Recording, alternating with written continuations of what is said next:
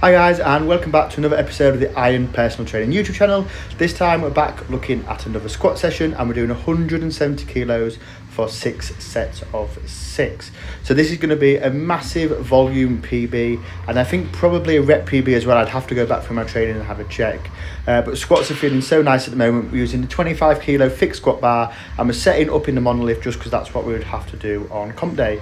So as you can see, we're sitting nicely back into our squats, getting to a good competition depth as well, and this first set moving really nicely. Now, one thing that I've noticed with my squats is that my brace and my ability to get tight under the bar is feeling so good at the moment, and I attribute that down to doing a lot of speed work. So when I do my speed work, I do it without a belt on, and obviously doing chains and bands can lead to increased instability, especially using chains. So having to get tight is something that's really important for them. So I really think they've had a really good crossover to my main squat, and they've not necessarily made me stronger, but they've made me feel more confident in the movement and more fluid in the squat movement, and also helped me to brace and get tighter during a squat movement. So coming on to set number 3, this was, so the first set was obviously set number 1. This is now set number 3. We're just getting ourselves set up. So we're going to get under the bar, find that nice position for our bar on the back. We're going to get it up out of the rack, take 2 small steps back. Now what I have found is, since doing low bar, that I can't just pick it up out of a monolift and squat. When I used a high bar, I felt like I could do this quite comfortably, but with my squat I felt like I have to take a couple of steps back just to get into a good position. I don't know whether that's because of where I need my feet to pick up the bar in a nice position, but I definitely feel like I can't confidently low bar out of a monolift. Last Brits I tried to, and with a weight that I'd done quite easily in training, I nearly tipped it over my head. So I definitely think taking a step back to what I'm going to do in comp, I know it uses a little bit more energy, and when I've got knee wraps on it will be a little bit more, not difficult, but a little bit more strenuous. But I really think it is the best option just to make sure I'm in a good position to squat and I feel confident in this nice set position. And this is the last set now, so this was set number 6. So as you can see, things are still moving really nicely. To say it's the last set, like, I'm really happy with the speed of these squats. I definitely feel like I'm building towards a nice squat PB.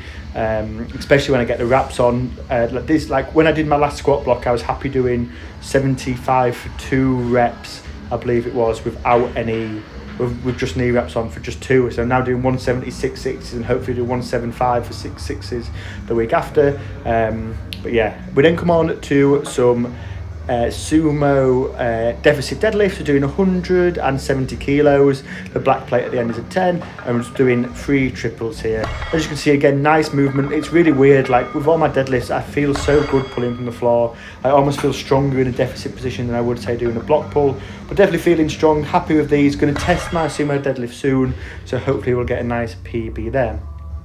We then come on to an exercise that I've really enjoyed doing, but an exercise that has been a true challenge.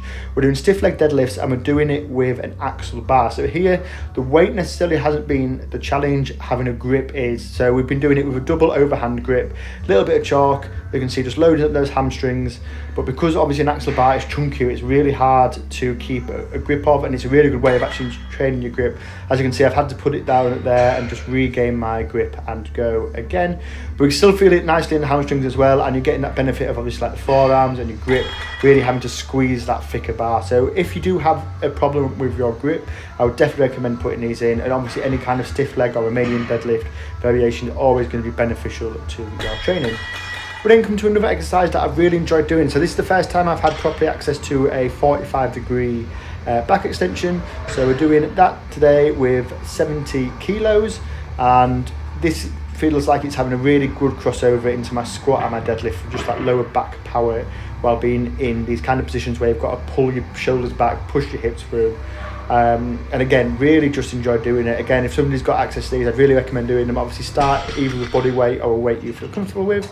And then we're coming on to reverse hyper leg extension. So these do take a little bit of just getting into a nice position, but actually work the quad really well. I feel like I get a better pump doing this than I ever have in a leg extension machine. We're having to do single leg at a time. We have got 50 kilos on here, And as you can see, it's really working the quad nice. Reverse hypers, obviously, fantastic bits of kit that every gym should have, and are really versatile, so you can do leg extension or even hamstring curls on them as well.